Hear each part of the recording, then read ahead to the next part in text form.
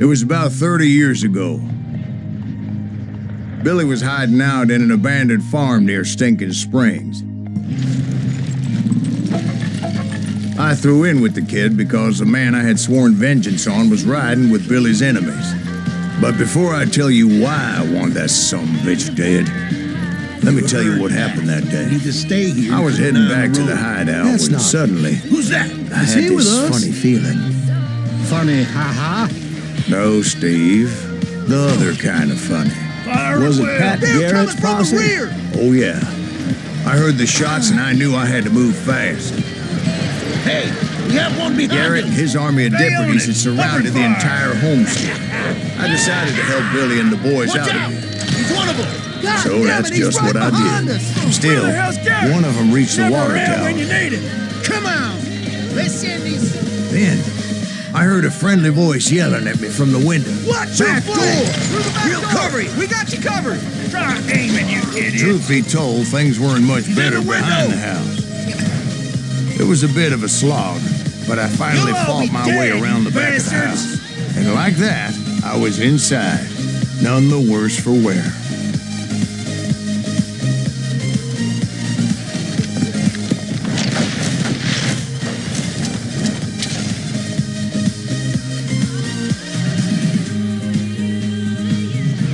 Billy looked at me and said, "About time, amigo. Grab a gun and get to the window." Wait, so you were friends with Billy the Kid? Yeah, sort of. He can't take us. Anyway, we were surrounded by dozens of deputized shooters who wanted to do us harm.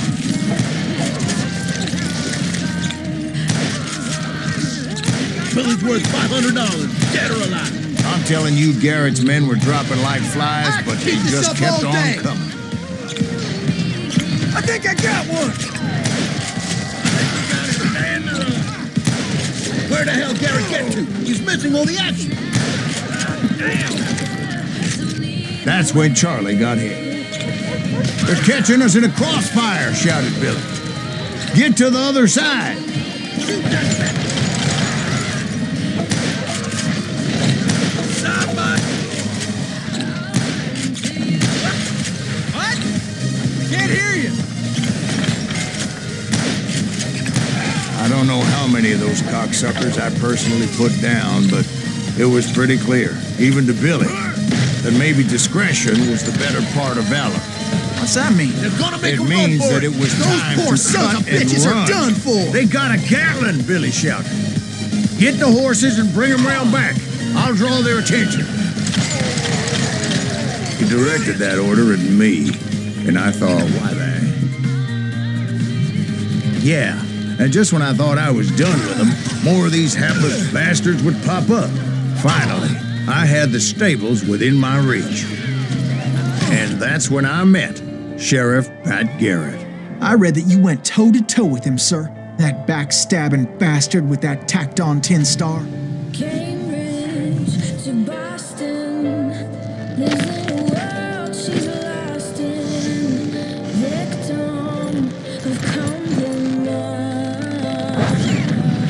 Staring at her Aberdeen heart, London eyes, Glasgow bones. She's whistling the cat. You challenged him to a showdown.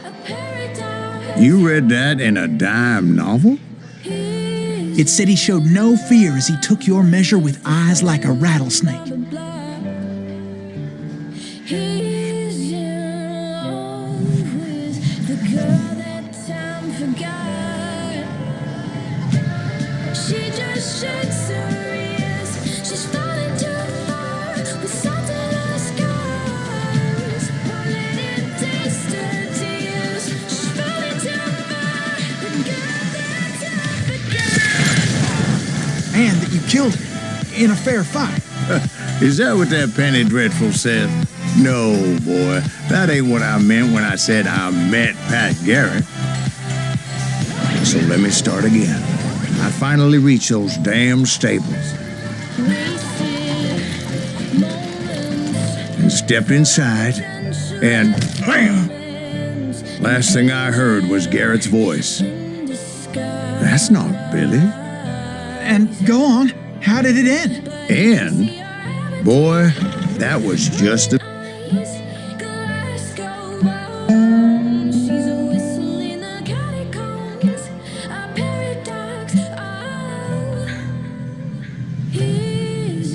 It's important to know that I was only riding with Billy so I could find the bastard I was after.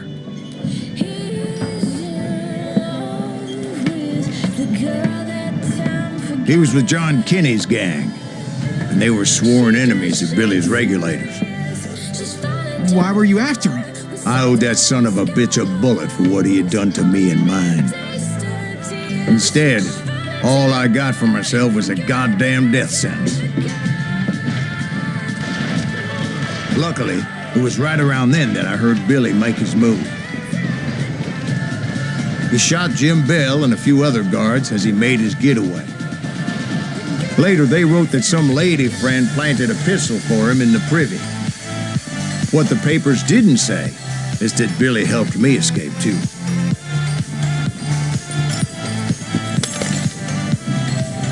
My first order of business was finding a firearm. Luckily, I located Deputy Bob Ollinger's mean-ass shotgun.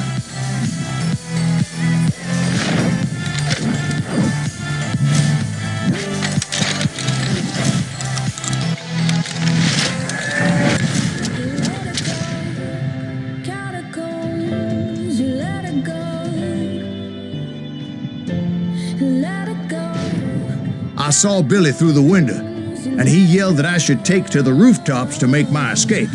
So I did. Anybody see Billy? God damn you! Hell yeah. That scatter gun was like a double-barreled howitzer. It could blow a man clear off his feet. You hardly had to aim the damn thing. Guards were everywhere looking for him. I had to jump from roof to roof like a damn alley cat. I followed the planks where I could, but... This town doesn't have a moment's peace. Where'd he get you? You!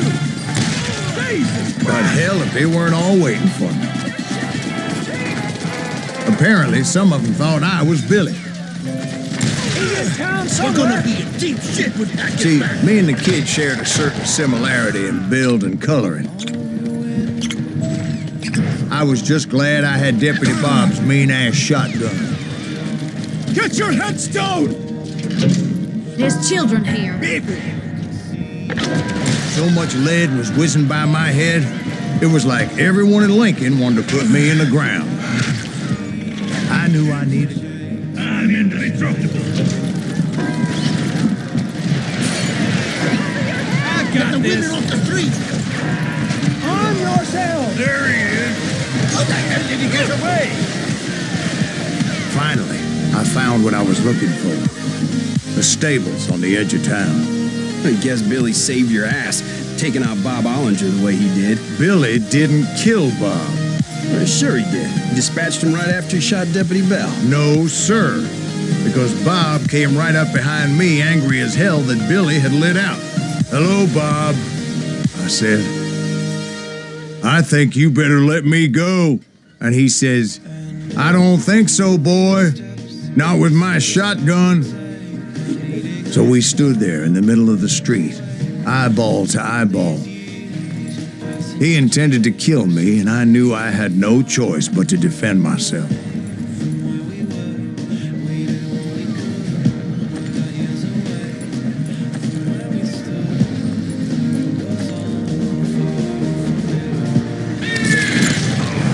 Some say I fought unfairly, but they weren't the ones looking him in the eye that day. So where'd you go after Link?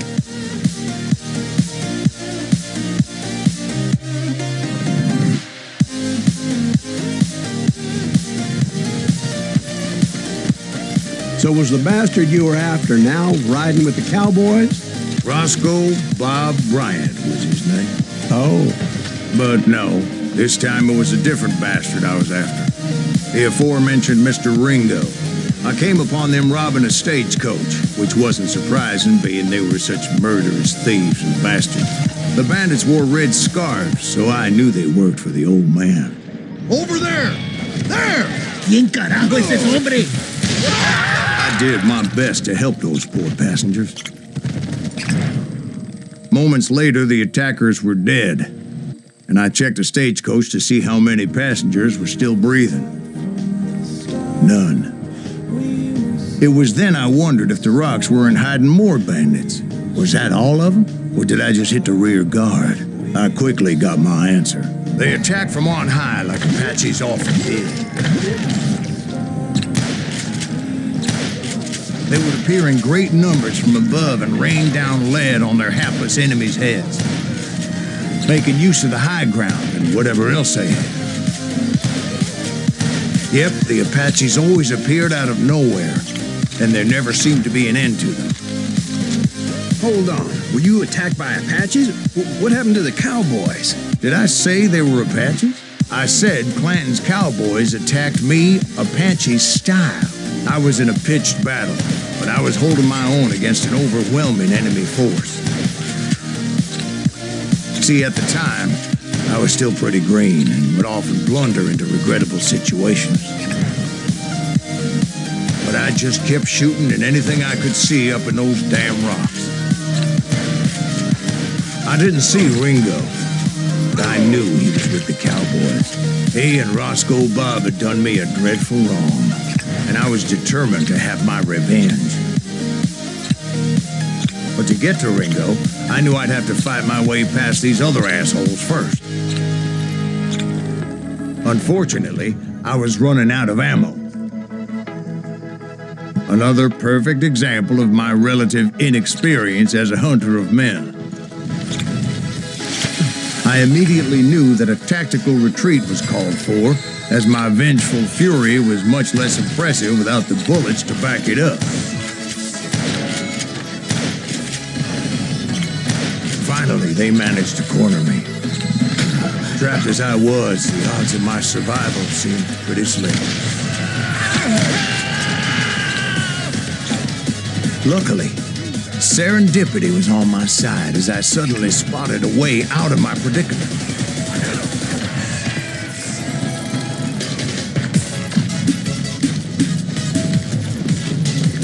I ran ahead as if the devil himself was after me. Bullets were whizzing by my ears, but I wasn't about to roll over and die. I just kept running like there was no tomorrow. Because there wouldn't be if Clanton and his men caught up with me. As I was scurrying around those caves, I thought, what was I thinking? Going up against a gang like this? No one will ever find you here! And that's when something miraculous happened. Like manna from heaven, I found the desiccated remains of what looked like an Apache warrior.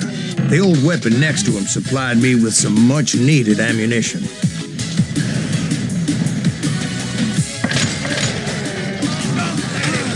Bat Masterson once told me it was more important to be lucky than good, and he would know. And imagine my surprise when I found a fistful of dynamite to go along with that ammo.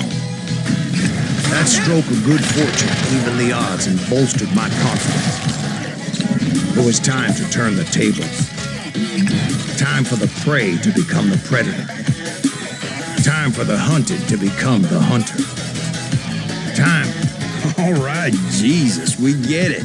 They were right where you wanted them. That's right, Jack. It was finally time for that old man to pay for his sins.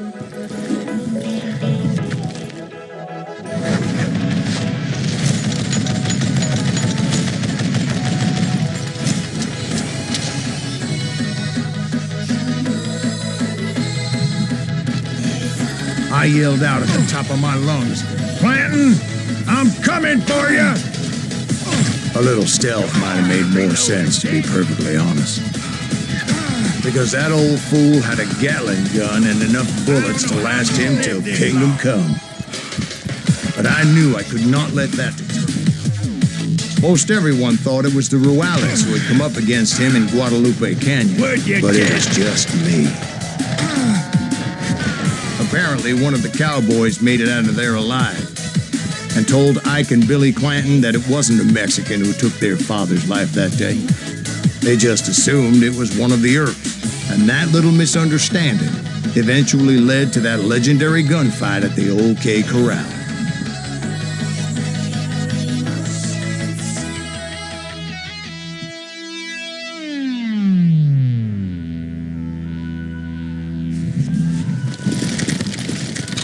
A few weeks after that dust-up at the OK Corral, I was still after Johnny Ringo.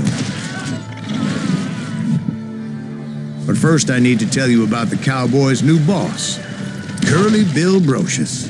Herb's coming! Get ready, boys.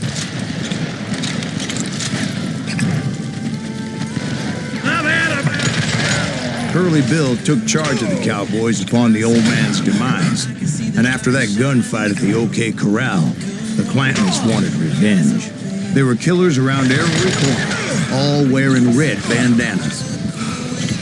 But I wasn't about to let Ringo walk away unscathed, and that's what drove me forward.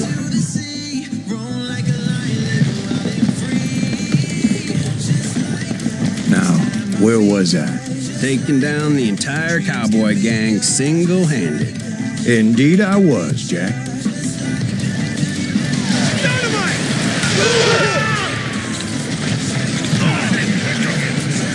Can't believe you keep this.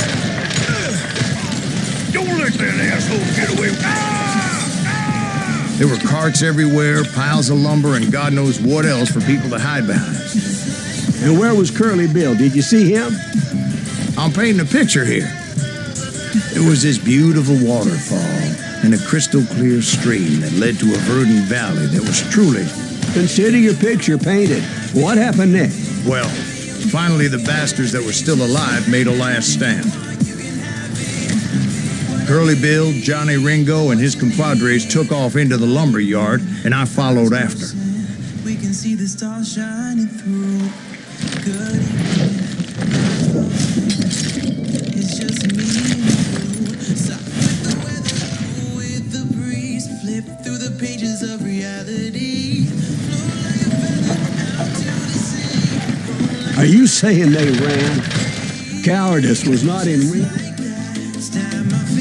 Brocious gave me no choice but to take his life. But Ringo was nowhere to be found. I knew you didn't kill Ringo, because he was found dead in a different location altogether. To this day, his killer is still unknown. Indeed. Took me a few months before I finally tracked his ass to West Turkey Creek Canyon.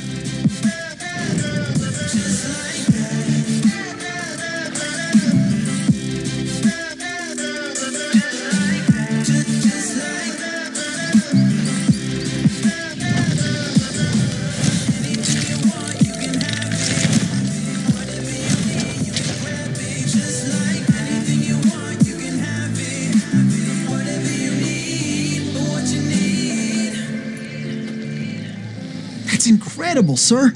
I always thought that Doc Holliday was the one that killed him.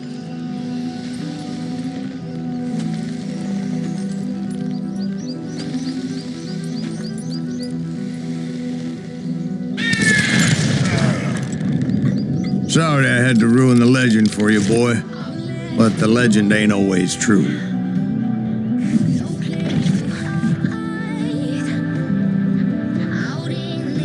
I was paid a healthy bounty.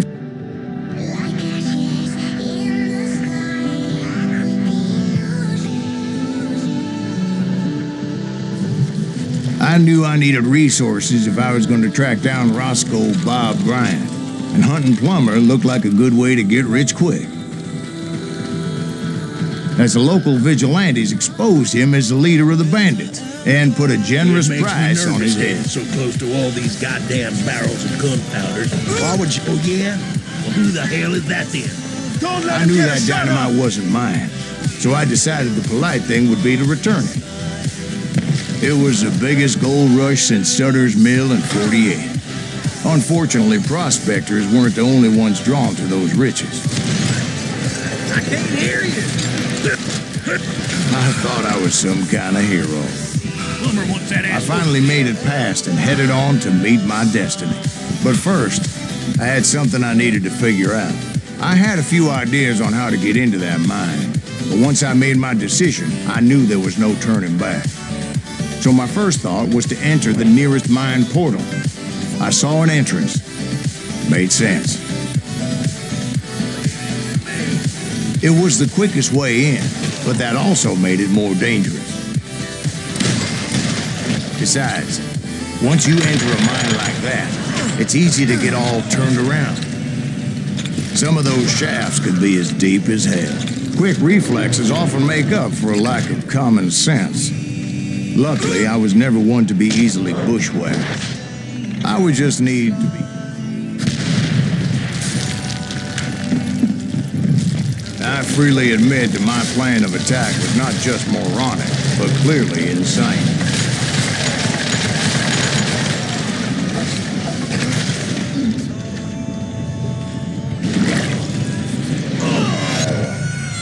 It's a good thing that I abandoned that ridiculous plan before I even tried it.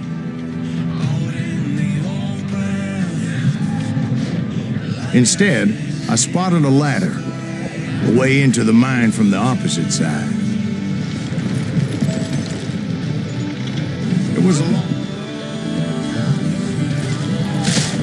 I was determined not to give up, however. As Sheriff Plummer seemed quite the despicable character. When the vigilantes discovered what the sheriff was up to, people were outraged. That 10,000 they put on his head would go a long way to helping me find old Bob. And I had made it my mission to settle that score come hell or high water. I wanted to use the element of surprise. Plus, I figured I could use the exercise. I was warmed up already, so what the hell? What the hell? Plummer was a man.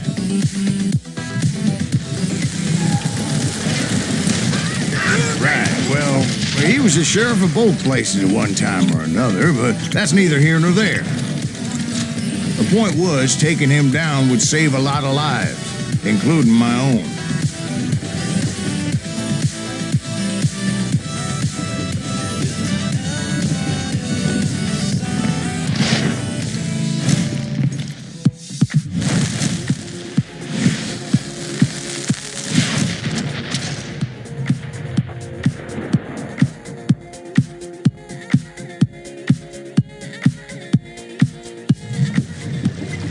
This is gonna hurt. Well. This day is just getting worse and worse for you, ain't it? Henry Plummer was clearly unhinged, and I could see right away that this was going to take some doing. God damn it! I need some help here! Come on, boys! Take this cocksucker out! What do you think you're doing? So that's how Henry Plummer died. Him and his crew were worth their weight in gold. And now, I was... So, did you...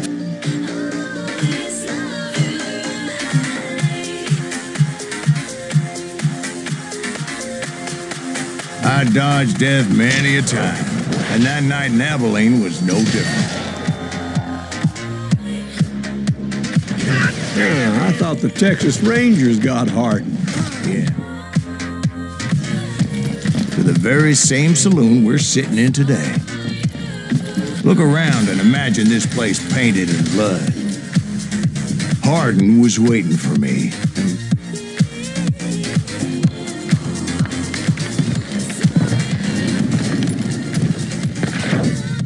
Wait, I'm jumping the gun here. Let me back up and give you some background on this sumbitch.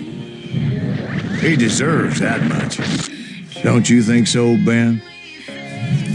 John Wesley Hardin was a killer. By the end, he confessed to taking the lives of 42 men. He was a bona fide folk hero by then, and had amassed a gang of armed miscreants and other assorted thugs. He and his men set up camp outside of town, and I was hoping Bob was among them. Shit, it's cold out here.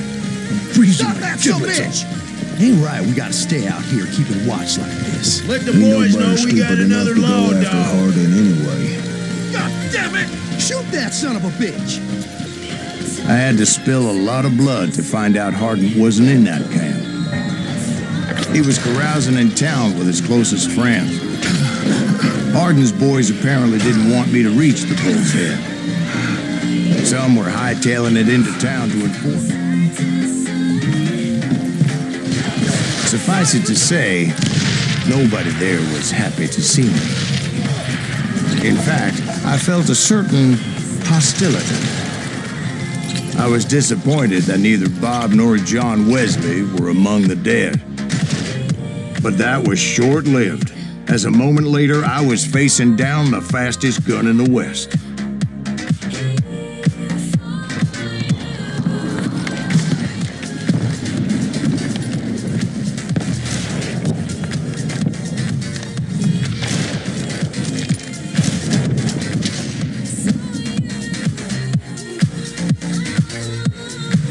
I felt a bolt of adrenaline, or maybe that was fear. He was well known for his tricks, and I knew I'd need my own if I was ever to defeat him.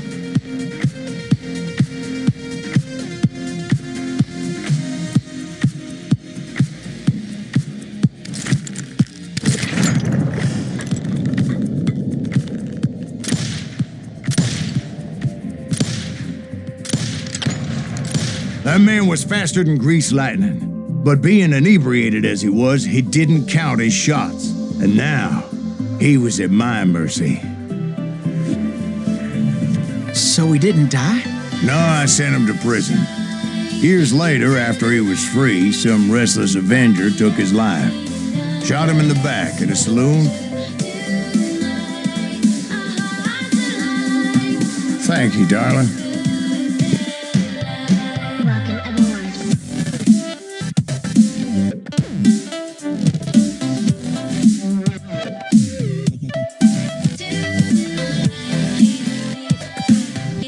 A bounty was put on Grey Wolf's head, and that's how I came to hunt him in the mountains. Mountains so high they tickled the nether regions of heaven.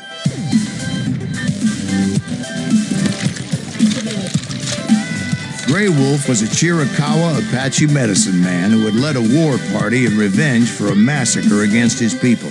The U.S. Army had attacked his tribe during his daughter's sacred sunrise ceremony, and the slaughter was unspeakable. Right from the beginning, I couldn't shake the feeling that Grey Wolf was watching my every move. He led a band of young Apache warriors who wanted retribution and were more than willing to die for him.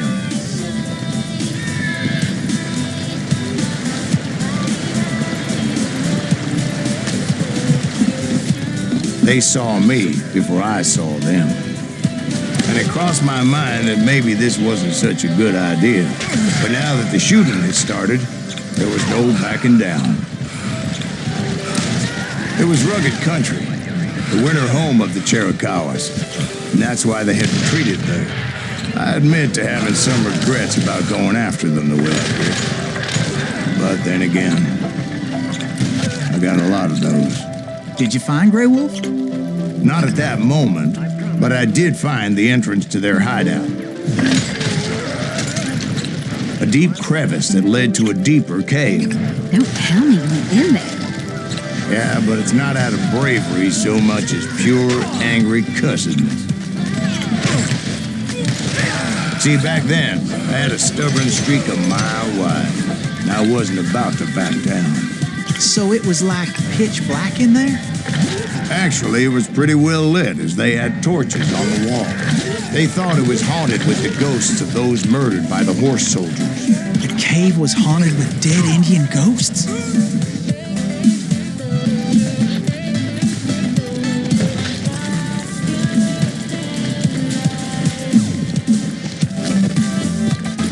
I came upon this flooded grotto, and that's when I saw him.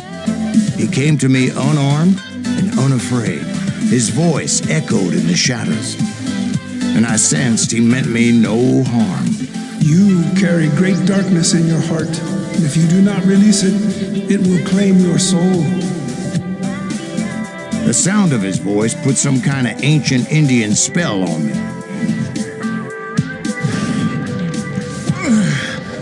As his story unfolded in my mind. You will come to this place again and kill many more men, and the darkness will grow until it consumes everything that you are. The soul would have no rainbow if the eye had no tears. He said I was a great warrior, a coyote man, unequaled by any other pale-faced warrior, or something like that. The snakes will bite shadows of your past until a venom poisons your heart, and an echo of the song of the dead summons the spirits deep from within the mountains. I didn't quite get what he was saying, but there was definitely snakes. And indeed, his warriors surrounded me and attacked me like hungry wolverines. They couldn't stop me, though, and Grey Wolf wasn't in the mood for idle talk.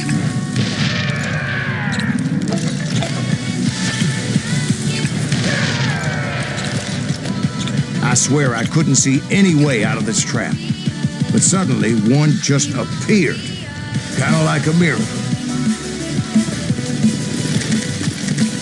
I felt like I would be lost in that damn cave forever.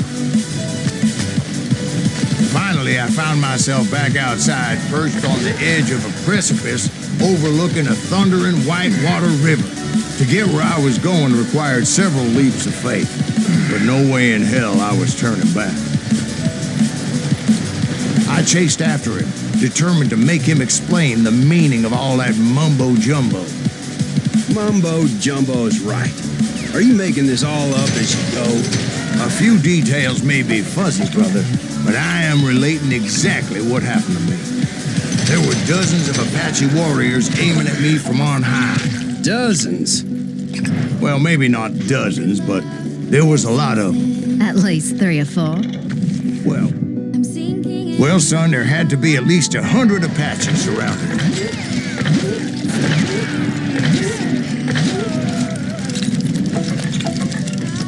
100? God be my witness. Oh, come on. Who are you kidding? Hey, I believe you. Come on, tell us how it ended. All right, but I'm not gonna drag this out. Where were we? You were surrounded by 100 Apache warriors. Well, I didn't take the time to count them exactly, but there were a lot of them.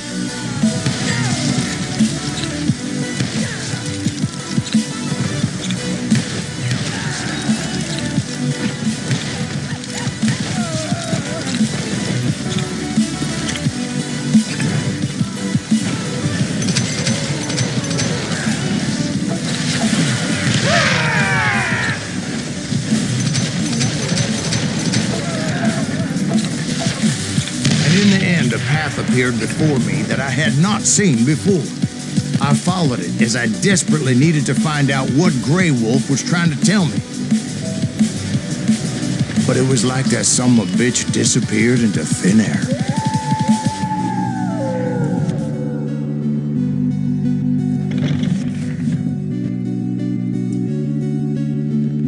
Thank you, darling. It's interesting.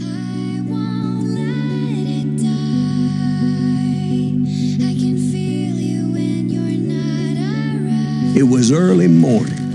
One of my friends was a local gunsmith, and he handed out firearms to anybody who'd take one.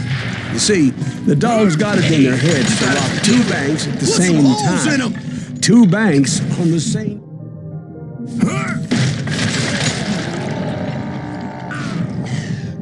The brothers paid dearly for their stupidity, but everybody knows they had it coming. There's more to it than that.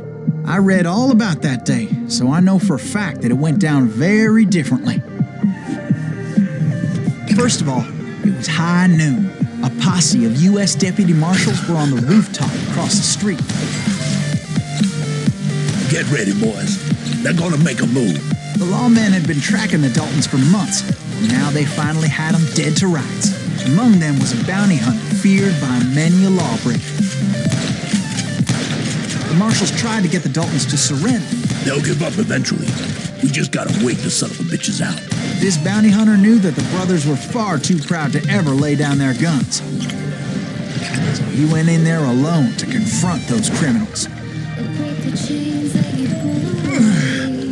One of the marshals shouted, "Where are you going? Are you crazy?"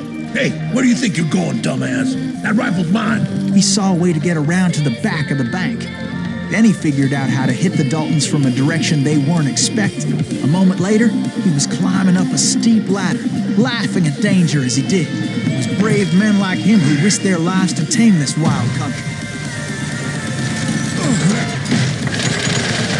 We've got company. Is that Silas Greaves? Son of a Men like bitch! him, who did what other men couldn't or wouldn't to make this country free. Over there! Jim Booth, Davy Crockett, who died defending That's the Silas Greaves! What the hell? God damn you! Blank came away victorious, taking down those thieving Daltons. His name was Silas Greaves, and when the dust finally settled, he was the last man standing. Sorry, kid, but that just wasn't the way it happened.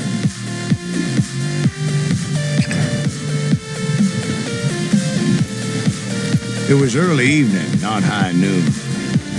Shoot him, Emmett! The Daltons blew up a safe, and were all set to hightail it out of there. Those pathetic deputies surrounding the bank were dropping like flies.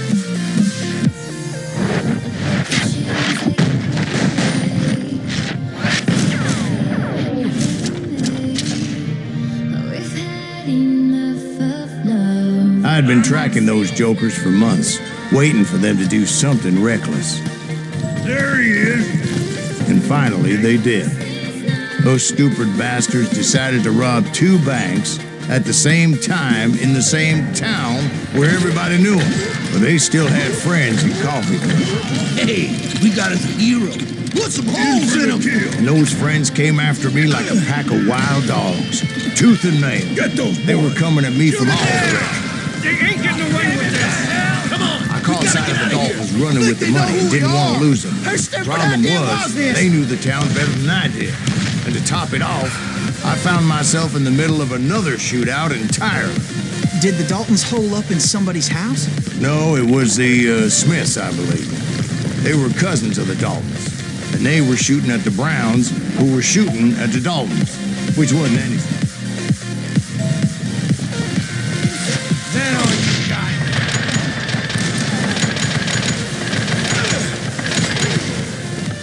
But Emmett Dalton survived the robbery in Coffeeville. He's the only Dalton who did. They say he was shot 23 times. Well, Dwight, who do you think put all those damn holes in him?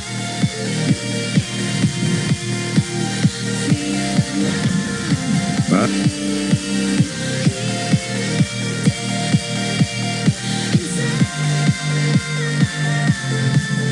We'll get those suckers! it took me a couple of days to track the Daltons down. They can't get away with this! And in that time, a whole posse of local vigilantes offered to lend a hand. We'll track him to the ends of the earth! They seemed as determined as me to find those outlaws. But as we headed into those swamps, it was like I had my own private army. There was no way those boys were getting away this time. It was early fall, right? Beautiful time of year. At least you had the weather on your side. Not by my recollection. It was damp and foggy as hell. It was tough to stay on a true course. So we kept an eye out for landmarks. It was autumn. The maple trees were in full color, red as blood. Bury them in the swamp! Plant them where they stand! Except for some bitches ahead of me wanted to do me harm. So I had to face them alone.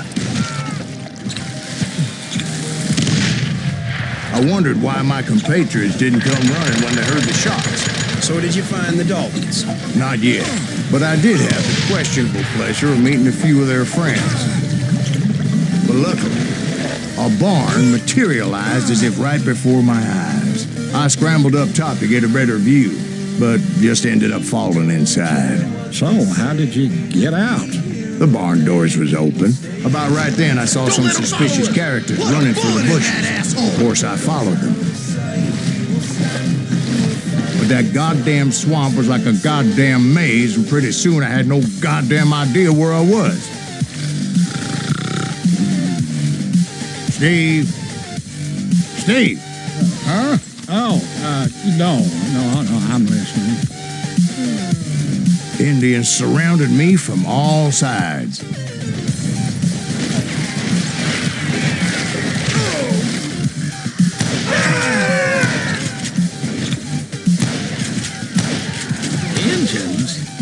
There were Indians? No. I just wanted to make sure Steve was paying attention. Now, where was I? You were following the Daltons through a swamp? Bounty hunters! That's right. Stop that, See, Steve? bitch! Dwight's paying attention. Oh, I'm listening. I was just resting my eyes. So did you ever find the damn Daltons? Not yet.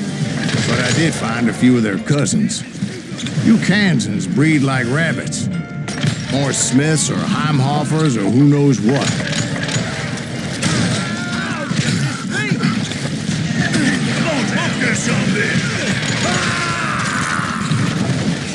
I knew those Dalton boys were out there somewhere, standing together against anyone who would threaten them. And that's when I saw it. A goddamn steamboat. A steamboat in a swamp? Yeah, Steve, but this wasn't much more than a wreck, really. But how'd a damn steamboat end up in the swamps? Yes, it floated off during the flood of '89. Now, was it a stern wheeler or a side wheeler? What? Does that really make a difference, Steve? It was a steamboat with a goddamn army on board. It was then that a fusillade of bullets come raining down from on high. And those vigilantes who accompanied me weren't anywhere to be found. But among those men that were shooting at me, I thought I saw some familiar faces. Somewhere up there, the Daltons were waiting on me. Sounds like you don't give up too easy. That's the kind of man I am, Ben. I set out to do something, I'd do it. Surrender just ain't in my nature. Plus, I'm stubborn as hell. Right about then, much to my relief, the vigilantes finally arrived. Their leader motioned at a cabin in the middle of the top deck, pointing me directly at the Daltons. I finally had them, after months of dogged pursuit. But it turned out that they had me. Take him out! Or die! I'm sending you to hell!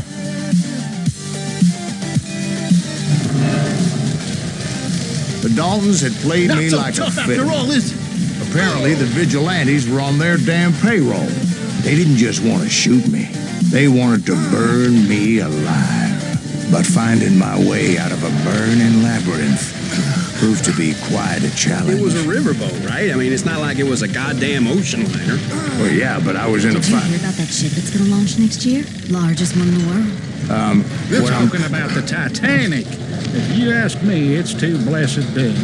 I don't think it'll even float. So anyway, Don't be stupid, Steve. They know what they're doing. They say that the Titanic is unsinkable. oh God, But getting back to that steamboat, how'd you get off it, Mr. Breeze? I took in a lot of smoke that day, so I admit my recollection might be a bit hazy.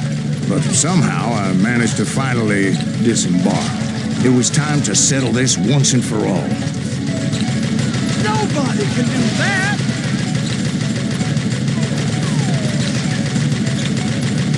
Hell, that's great! This guy's running loco! Bob and Grat weren't about to come at me one at a time. They were in this together. Two brothers side by side, determined to take me down. Confident that this time the odds were on their side.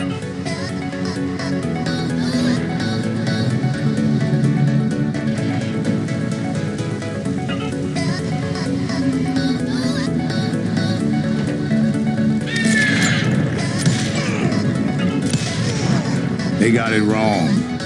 A sad end for those two. If they'd only known that Emmett was still alive despite his wounds. Paroled 14 years later, he moved to California and sold real.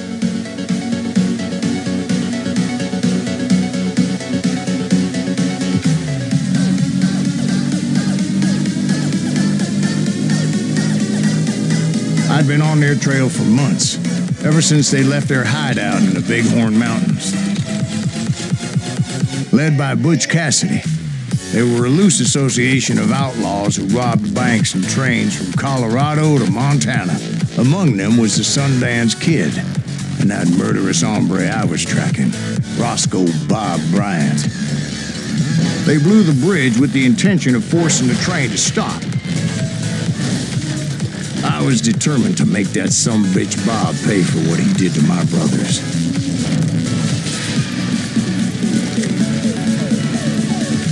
My ears are still ringing from blowing up that bridge. Well, I made my way off unscathed and came upon a few members of the gang and had no choice but to dispatch them. From there, I had to negotiate an even more precarious route. I jumped from the frying pan into the fire as the train was clearly fixing to fall. I had found the gang, but in order to find old Bob, I needed to fight my way forward past a whole passel of desperados.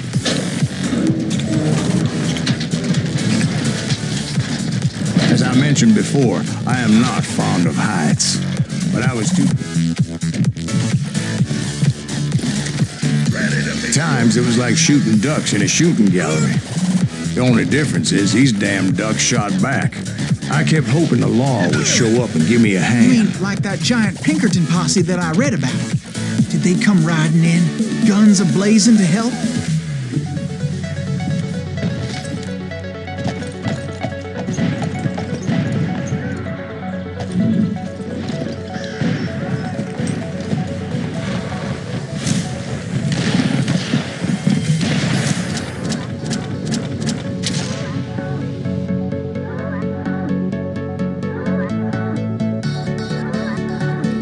Help? From the Pinkertons? No, son. I had to fight the wild bunch all by my lonesome, as usual. Who the hell is that? He's out of his mind! Take cover! Retreat! Retreat! He's killing everybody! He'll kill us all! My guess is those dime novels didn't portray this as it happened, did they? Only a few stragglers were left, and I had to cut them down pronto if I was going to stay on old Bob's trail. Merciful Christ! Ow! No amount of gold is worth this! Death is coming. Run if you want to live! Now you're dead.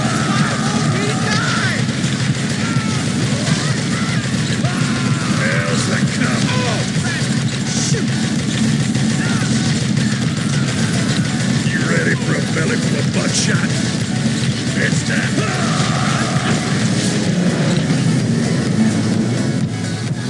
Once I silenced all those guns, I went searching for my nemesis, determined to finally have my justice. But the only survivor who welcomed me was George Flat-Nose Curry. Who is he? The fastest gun in the gang. Right after Sundance, I mean. And Kid Curry, and maybe Elsie Lay. Though some folks might dispute that.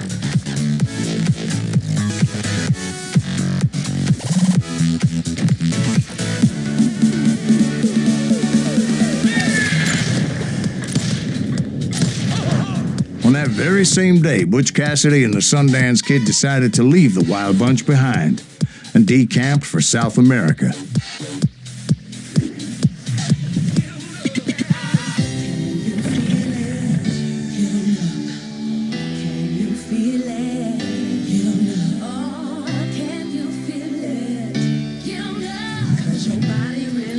I tried to find Bob Bryant, but it was as if he'd disappeared.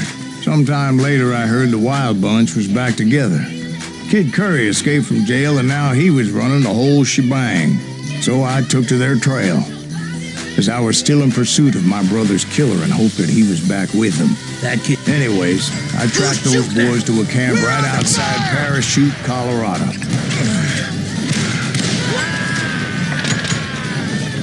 Being outnumbered, I didn't bother with a warning shot. I just started taking those bastards down. Old Bob wasn't among them, and neither was Kid Curry. I could sense him close by, however, plotting something nasty. I just needed a clue as to their whereabouts. And I found one. A map with their bold plan clearly marked. This time they were fixing to blow up a train trestle. Property of the Union Pacific.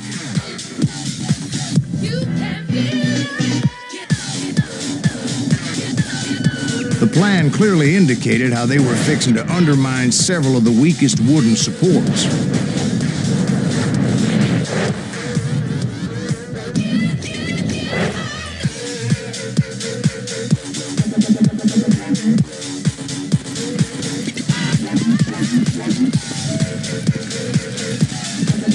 Kid Curry was considered the wildest of the wild bunch.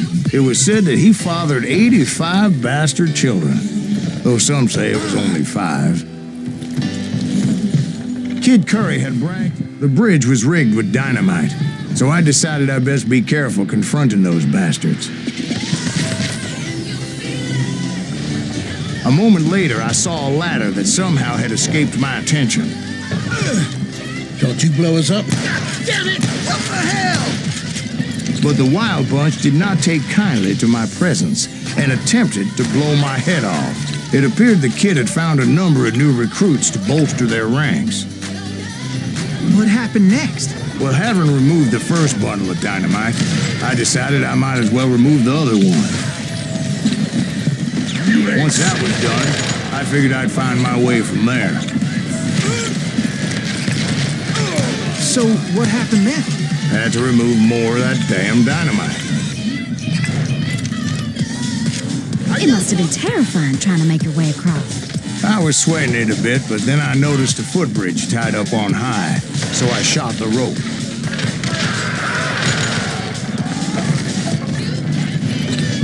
So that was all the dynamite? Funny you should mention that, darling. As actually there was a 4th charge impeding my progress. Once I removed it, my path was pretty clear. So I proceeded onward. I realized that that way just wasn't going to work. I needed an alternate path forward.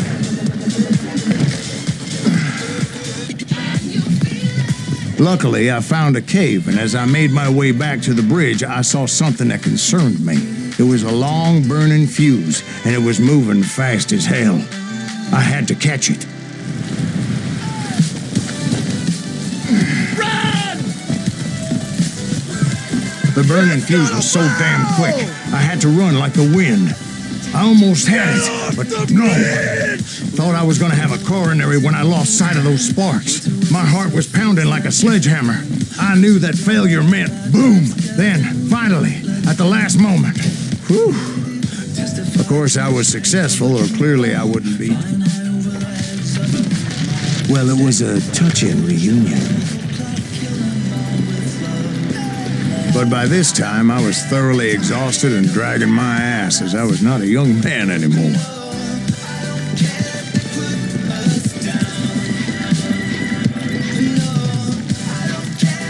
Kill that SOB! Make him bleed! Send him to perdition! Finally, I found those boys, or more precisely, they found me. Just when I thought things couldn't get worse, Kid Curry opened up on me with a goddamn Gatling gun. It was hidden in this tunnel and pretty well shielded.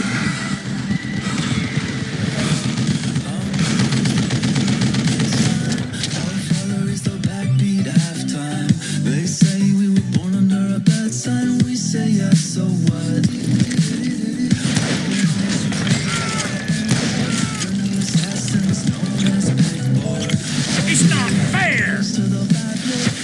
God damn it, I need some help here! Come on, boys! Take this sumbitch out! Eventually, I brought that tunnel down. Give me a hand here, goddammit! And that's when I met Kid Curry himself. He had decided to stop pussyfooting around and deal with me personally.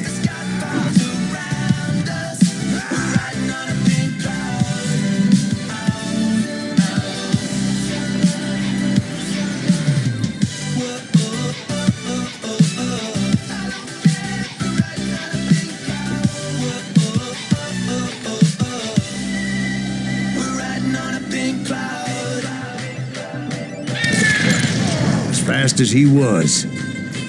I was just a bit faster. And as he lay wounded, I demanded to know the whereabouts of Roscoe Bob Bryant. He shouted at me, "Is that what this is about?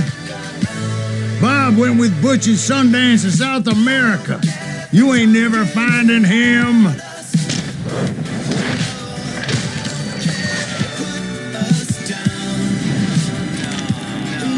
Those were his last words.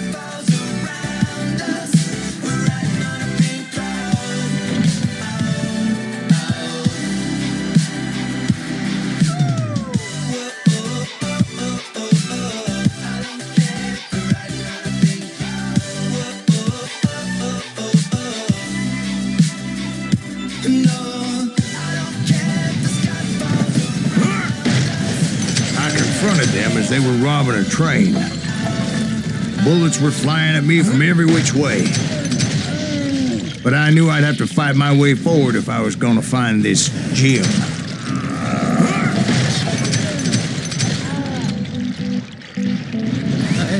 Now, wait a second. Now, how'd they stop this train in the first place? Well, the James boys were experts at this.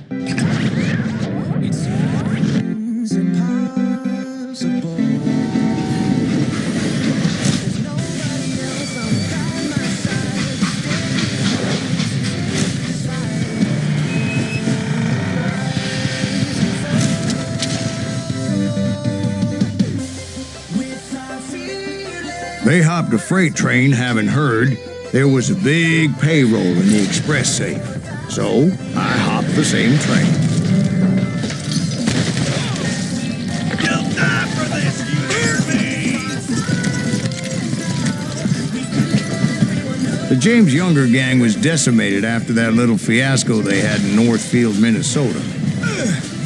So Jesse needed more men and took on the killer I was after, along with a host of others. I was hoping to find my man and put a bullet in his head. Hell, the car!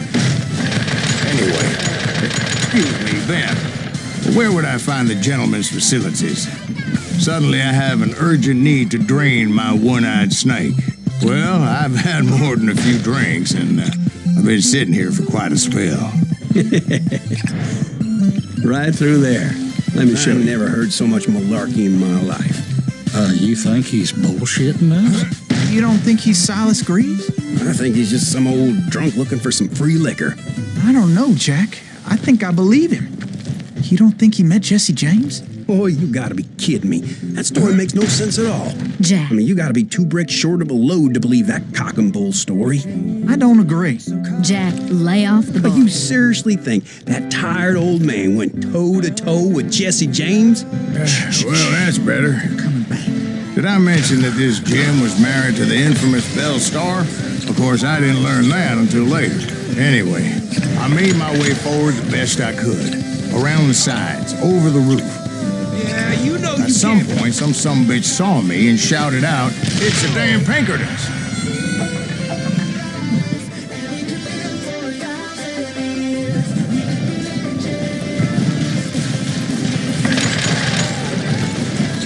I came across a flat car piled high with logs and had to come up with a creative way to make my way forward.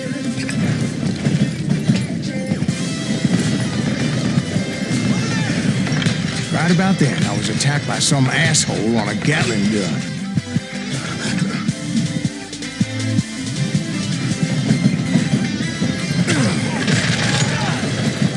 I was looking for Jim and shooting any son of a bitch stupid enough to get in my way. And that included Jesse James himself.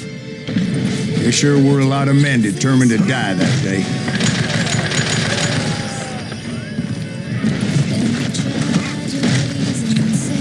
It was then that Jesse detached the express car from the rest of the damn train.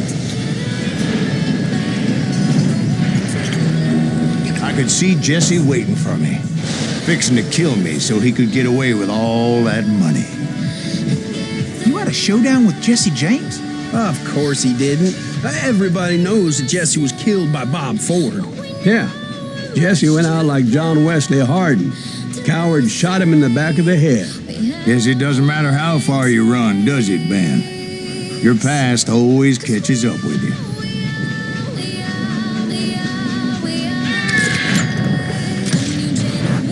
Yeah, I didn't kill Jesse James. Just wounded him bad enough to convince him to hang up his guns. What about that Jim fella? What happened to him? I figure he was up front with a gun to the engineer's head. That bastard slipped away again. I'll tell you how I got him.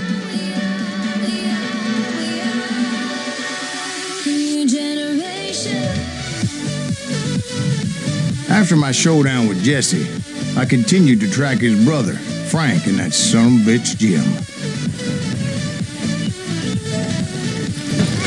I followed those bastards into the high mountains as they were going to ground. What mountains would that be? Somewhere in the Ozarks, I believe. The perfect place to hide out from the authorities. In fact, before I could find them, some Indians who fled the res and were hiding out from the military found me first. They probably thought I was a cavalry scout and didn't want me telling the military where they were. Indians? Yeah, they could have been Cheyenne, but there was all sorts of renegades roaming the landscape back then. Hey, how about another whiskey, Ben? Nothing better to soothe the troubled soul. Now, where was I? Indians, right. I had more than my share of run-ins with the Red Man. Like that time, did I tell you about Grey Wolf? Yes, sir. Did? Ah, of course I did. In fact, I could still remember that old medicine man's words to me. Jesus Christ, we're back to that again. You carry great darkness in your heart. It will claim your soul. You will come to this place again and kill many more men, and the darkness will grow until it consumes everything you are.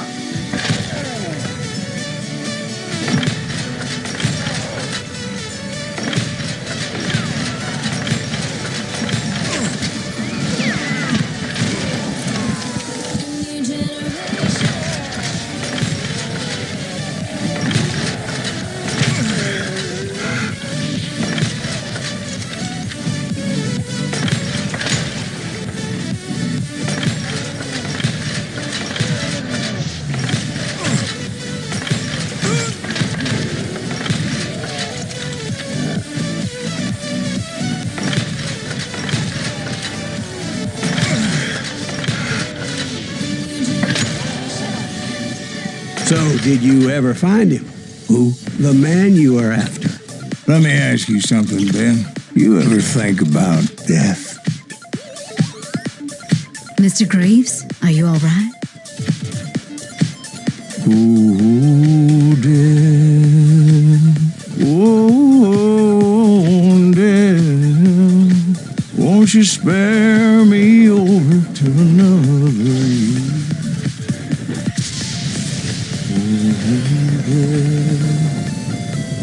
Oh, death, won't you spare me over till another year? So, are you going to answer the question? What question is that? Jim Reed. Did you ever find him?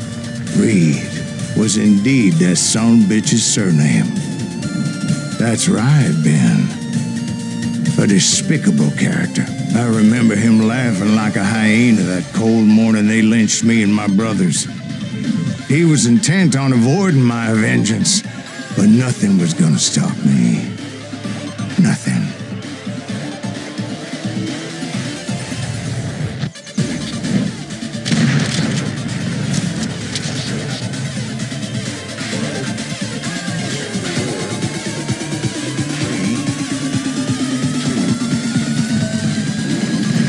I finally did track those outlaws down. They had long rifles with scopes and were well positioned to pick off any poor soul who came anywhere close.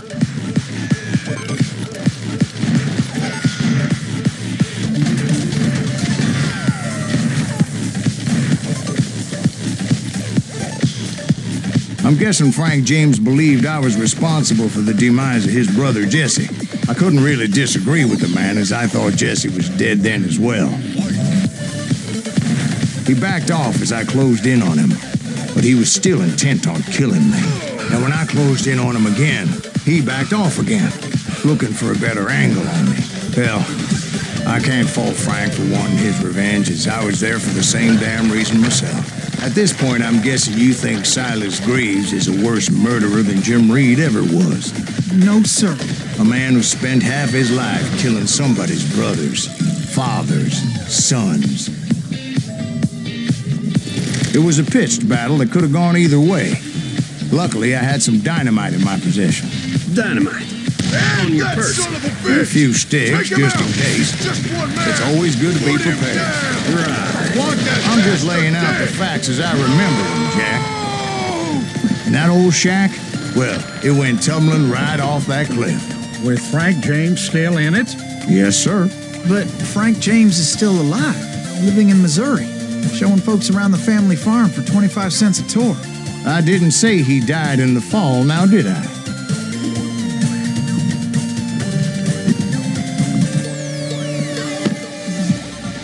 I'm done with this damnable outlaw life. Kill me, don't kill me, do what you will. At this point, I just don't give a shit. I explained to Frank that I had nothing against him personally and that I was looking for someone else. You want Reed? Have at him. I never did like that bastard. I am done here. We parted in peace as Frank pointed out the path to my prey before making his way back down the hill.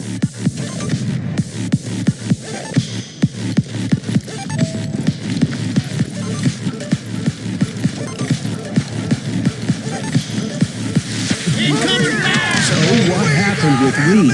Well, I finally found the last of the gang hiding in a nearby cave. First, I had to dispatch the lookouts, as I was determined not to let that murderer escape my revenge again. But rather than wander in willy-nilly, I decided it would be better to smoke that sumbitch out. Hey, Reed! I shouted. No wonder you're so ornery. Can't be easy being married to Belle Starr. While you're off providing for the family, she's spreading her legs for every Tom, Dick, and Cole Younger. Not an attractive woman exactly, but very friendly. At least she was to me. Son of a bitch! It was then that the last bunch of bandits jumped out of hiding. Why won't this asshole give up? Would someone please kill him? What's he trying to prove?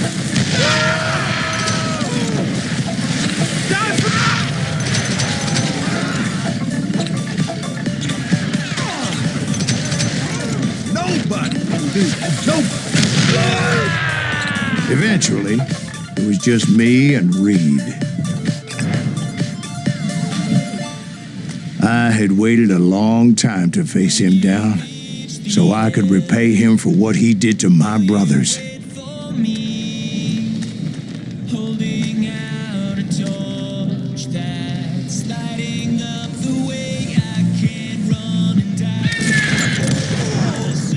And repay him I did.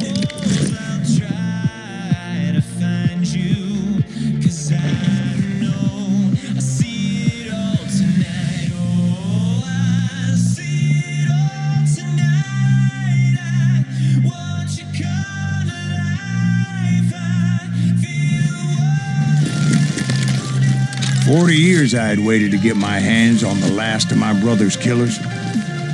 Not even an army of demons could have stopped me now.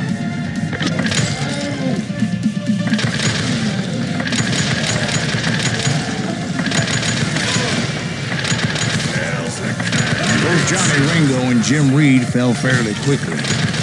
But the last one, Roscoe Bob Bryant, that son of a bitch had managed to escape my vengeance time and time again. I couldn't even be certain I'd recognize him after all those years. By now, he had to be close to 70. For all you know, he could have been dead. That thought had indeed crossed my mind, as did others. For instance, did my thirst for vengeance turn me into something worse than the man I was after? By this point in my storied career, I had killed more men than Bob Bryant ever had. Nothing. could stop me from taking his life.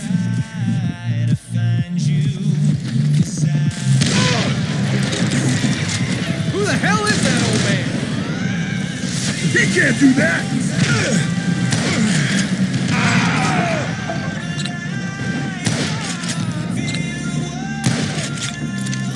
Kill that old timer! You're gonna need a ladder to pick you up.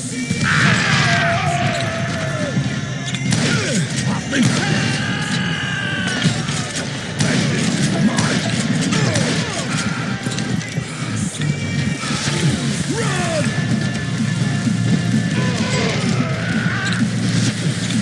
Get to cover!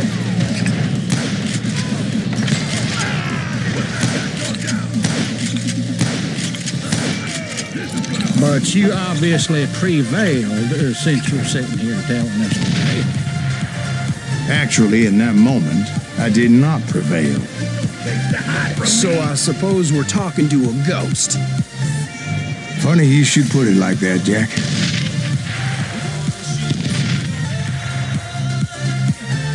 Because when I woke up, From the dead? there was silence all around me.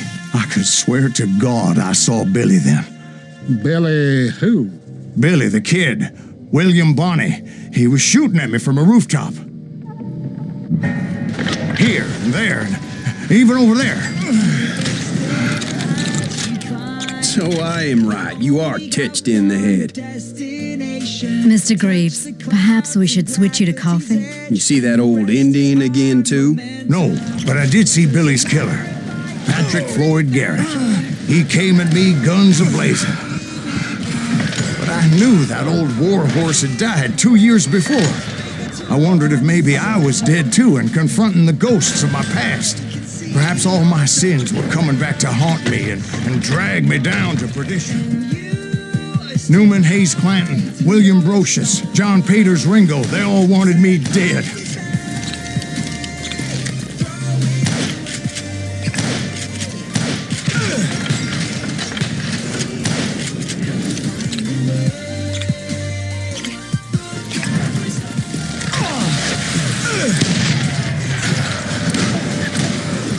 The Dalton brothers, Robert and Grattan, guardians of the Garden of the Dead.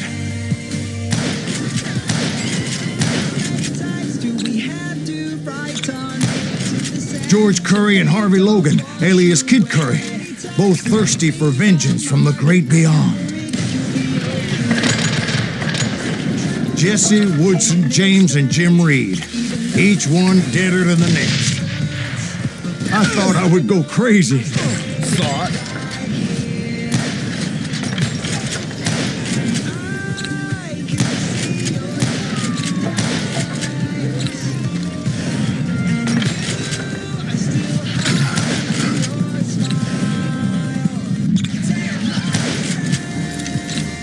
Finally, I saw Harry Alonzo Longaball. The Sundance Kid? Like a general leading his legion of the dead. You told us before that you'd seen him alive. He was alive. Then I heard a voice call to me from afar. It was Robert Leroy Parker, a.k.a. Butch Cassidy, coming at me from out of the fog. Thanks for taking care of that bastard.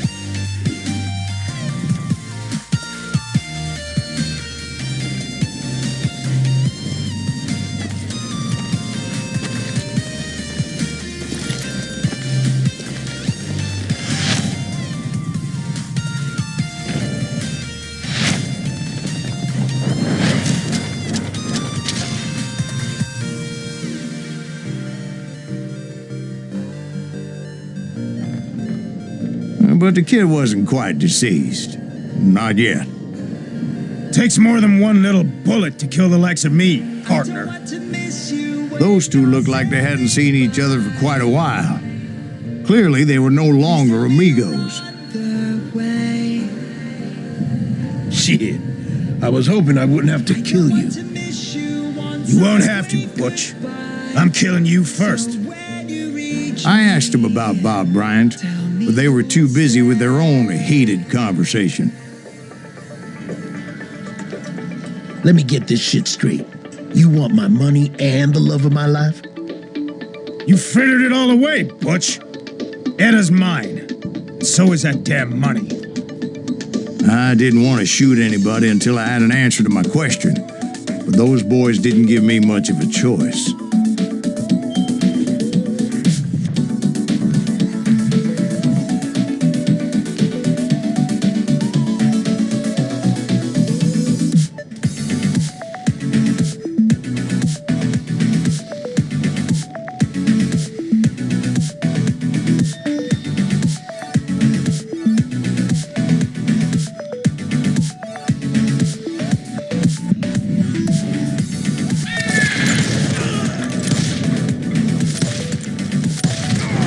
Butch Cassidy and the Sundance Kid died there in that cemetery not 6 months ago.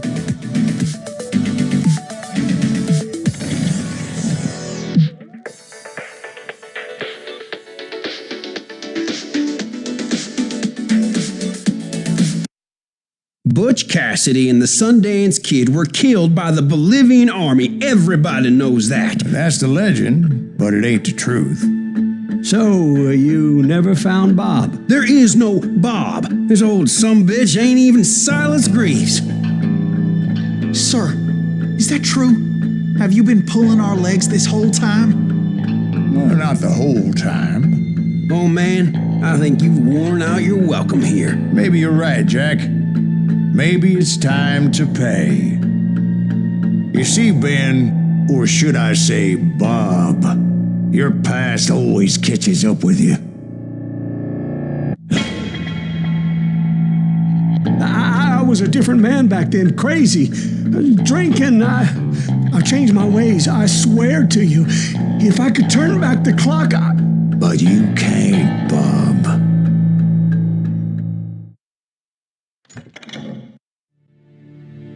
Why'd you toy with me like that? Telling those tales, knowing all along. Why not just lay your cards on the table? Wanted to suss you out, Bob. See what kind of man you turned out to be. Maybe prod you into drawing on me. See, all those years on your trail turned me into a killer. Can't even remember who I was before you tried to murder me. You, on the other hand, walked that very same path in exactly the opposite direction. What do you mean by that? You think your life is worth sparing, Bob? Boy, what's your name again? It's Eisenhower, sir. Dwight Eisenhower. What do you plan to do with your life, Dwight Eisenhower? Tomorrow I'll be leaving for West Point, sir. So, you want to be a soldier? Well, then do it right, son. Don't tear down the world out of anger and spite like I did. You build it up. You do something decent with your life. You hear me? Sir? Yes, sir.